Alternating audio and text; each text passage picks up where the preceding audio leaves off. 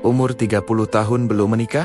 Sering banget kan dengar pertanyaan, kapan nikah? Rasanya kayak di care deadline. Padahal hidup ini bukan lomba. Tapi pernah gak sih kepikiran, mungkin ada alasan yang lebih besar di baliknya. Hari ini aku mau cerita tentang seorang teman.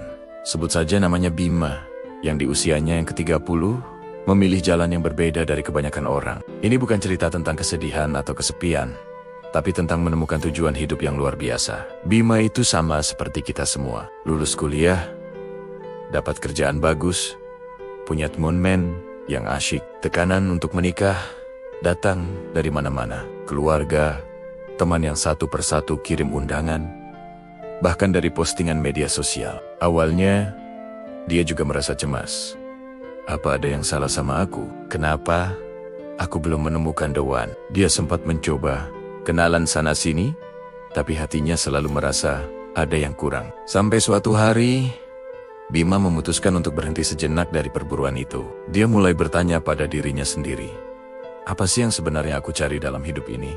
Bukan cuma soal pasangan, tapi tentang kontribusi apa yang bisa aku berikan. Kebetulan, saat itu kampung halamannya terkena musibah banjir. Tanpa pikir panjang, Bima mengambil cuti dan pulang untuk membantu. Di tengah lumpur dan puing-puing, membantu membersihkan rumah warga, membagikan makanan, dan mendengarkan keluh kesah mereka. Bima menemukan sesuatu yang selama ini hilang. Dia menemukan kebahagiaan dalam memberi. Momen itu mengubah segalanya. Bima sadar, panggilan hidupnya bukan sekadar mencari kebahagiaan untuk diri sendiri. Dia ingin menciptakan dampak. Dia mulai aktif di berbagai kegiatan sosial. Akhir pekan, yang biasanya dihabiskan untuk nongkrong atau kencan, kini diisi dengan mengajar anak-anak jalanan, menggalang dana untuk panti asuhan, atau ikut dalam program pelestarian lingkungan. Anehnya, semakin dia sibuk membantu orang lain, semakin dia merasa utuh dan bahagia. Perasaan cemas soal jodoh perlahan sirna, digantikan oleh rasa syukur. Tentu saja, bukan berarti Bima menutup hati. Dia percaya, jika waktunya tepat, Tuhan akan mempertemukan dia dengan seseorang yang punya visi yang sama. Seseorang yang juga ingin mendedikasikan hidupnya untuk kebaikan. Tapi untuk saat ini, dia fokus pada misinya. Dia sedang membangun rumah yang lebih besar.